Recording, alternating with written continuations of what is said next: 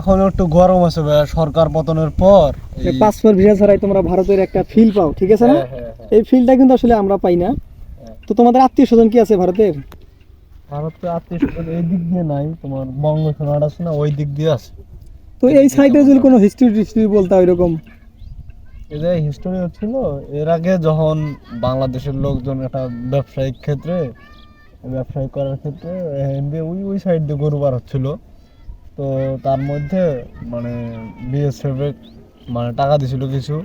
তো তাদের আবার বড় অফিসার যখনই আসতেছিল তখনই ওই অফিসারটা বারবার করে ওই টং থেকে বলতেছিল যে ভাগ যা ই আছে ভাগ যা। তো তারপরে ওরা সরে নাই, প্রায় আর 10-12টা গরু ভিতরে ছিল। ওরা আবার ওই নিচ দিয়েই ভিতরে ঢুকা যায়, পরে ওরা ঢুকে আবার গরুগুলো নিয়ে আসতে ধরছে।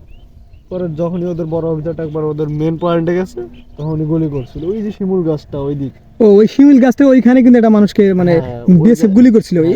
এটাই তোমাদের এই হিস্টরি এখানে। হ্যাঁ। তাছাড়া কাউকে আর গুলি করা হয়নি না? না, তাছাড়া আমাদের এখানে আর কোনো হিস্টোরি নাই। তো এখন তোমাদের এই যে বর্ডারটা এখন কিরকম এখন?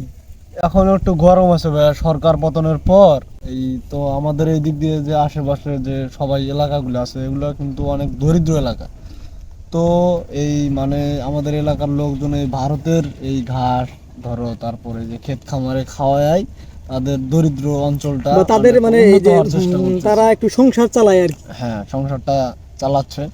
কিন্তু বর্তমান যে অবস্থা এতে এখানে মনে করো খাওয়ানোরটাই মনে করো একদম দায় হয়ে যায়। মানে এখন মানে তোমাদের সীমান্তটা খুব মানে কিরকম এখন, মানে ওইরকম তোমরা ভারতে কি ঘেঁচতে পারতেছো? না না না, আমরা একদমই ঘেঁষতে পারতেছি না, কারণ ও যে পরিমাণ পাহারা দিচ্ছে বা যে পরিমাণ টহল দিচ্ছে একটু ঘেরার সাথেই ওই দিক থেকে চাপ শুরু হয়ে যাচ্ছে। এইদিক আবার আমাদের বর্ডার গার্ডেরদেরকে বলছে যেন মানে বাংলাদেশিরা যেন ভারতে না ভারতে না ঢোকে। আসে, বিভিন্ন ধরনের চাপ প্রয়োগ করতেছে। তাহলে তো আমাদের তাহলে বর্ডার সীমান্ত এলাকার মানুষের তো অনেক সমস্যা হয়, অনেক না? সমস্যা এবং খুব কষ্ট হয়ে যাচ্ছে। তো বন্ধুরা, এটাই কিন্তু আপনার এই যে ফাঁকা জমিগুলো আছে এগুলো কিন্তু সম্পূর্ণ ভারতের জমি। তাদেরকে আমি সীমান্ত বিলাটা দেখাই, ওই যে ওই জায়গাটা এটা ভারত বাংলাদেশ সীমান্ত বিলা। আর এই জমিগুলো কিন্তু সারা বছরই প্রায় ধরা চলে ফাঁকাই থাকে।